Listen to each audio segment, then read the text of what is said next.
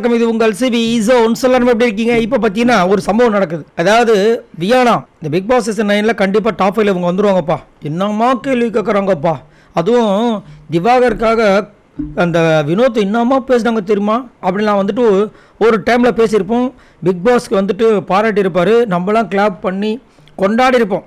அதே வியானா இப்போ என்ன பண்ணுறாங்க தெரியுமா? கொஞ்ச நாளாக டபுள் கேம், அதுக்கப்புறம் எஃப்ஜே கூட காதல் கேம், அதுக்கப்புறம் ஒரு சில கேம் சுபிஷா கூட பேசுறது கிடையாது, விக்ரம் கூட பேசுறது கிடையாது, எல்லாமே மாறி போச்சு. இங்கே நடக்கிறது அங்கே சொல்கிறது, அங்கே நடக்கிறது இங்கே சொல்கிறது, கேமரா கான்சியஸு. ஐயய்ய என்னம்மா ஆச்சு உனக்கு அப்படின்ற மாதிரி இருக்குது.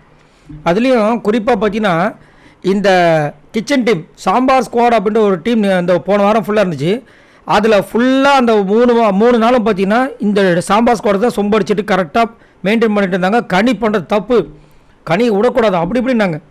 திடீர்னு இப்போ பார்த்தா அதாவது சாயங்காலத்துக்கு மேலே இந்த டாஸ்க் முடிய போகுதுன்னு தெரிஞ்ச அதுக்கப்புறமா ஆஹா ஒஸ்ட்டு பர்ஃபார்மன்ஸ் நம்ம தூக்கி குத்திட்டாங்க என்ன பண்ணுறதுன்னு சொல்லிட்டு அப்படியே வந்துட்டு கனி கூட பேச ஆரம்பித்தாங்க. நைட்டு போயிட்டு இல்லை எனக்கு என்னமோ நீங்களா கனியான்னு பார்க்கும்போது கனி சொல்கிறது நியாயமாக இருக்கிற மாதிரி தோணுதுன்னு சாண்ட்ராக்கிட்டே சொல்லிட்டாங்க. இப்போ கொஞ்ச நேரத்துக்கு முன்னாடி திரும்ப புரிய வைக்கிறாங்க. சாண்ட்ரா ஜெயில் ட்ரெஸ்ஸை போட்டுட்டு நல்லா யோசிச்சுப்பார் வியானா, நம்ம கூட தானே இருந்தாங்க. நம்ம வந்துட்டு ஒரு டிசிஷன் எடுக்கும்போது பண்ணக்கூடாதுன்னு சொல்லும்போது நம்ம கம்முன்னு நிற்கும்போது அவங்க மட்டும் எடுத்து செஞ்சு கொடுத்தா அது எங்கள் தப்பாக போகுமா இல்லையா? மண்டே ஆட்டுறாங்க. ஆமாம் கரெக்டு தான் நீங்கள் சொல்கிறது.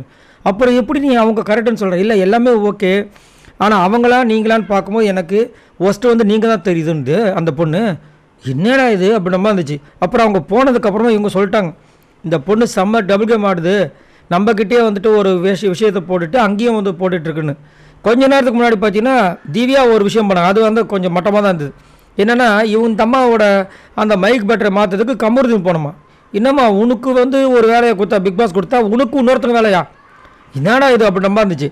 இப்போ வந்துட்டு அதை பண்ணலன்னு சொல்லிட்டு தூக்கி விசிறி அடிக்கிறாங்க ஸ்பூனை.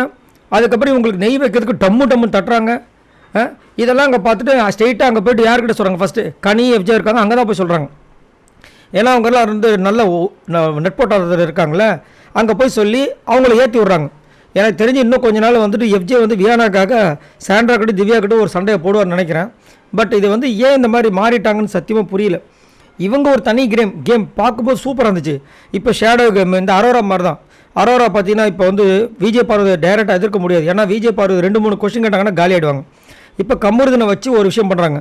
ஆனால் கமருதனோட கேம் அங்கே வந்து மங்கி போச்சு. 2 வாரமாக கமருதீன் எங்கன்னு எல்லாரும் தேடுற அளவுக்கு ஆகிப்போச்சு. திடீர்னு இப்போ வந்து நாமினேஷன்ஸ்க்கு வந்தாங்கன்னா காலி, ஓட்டுனா ரொம்ப கம்மியாகும். என்ன பண்ண போகிறாங்கன்னு தெரியல. இதை பற்றி உங்களோட கருத்துக்களை சொல்லுங்கள் பாய் நண்பர்களே.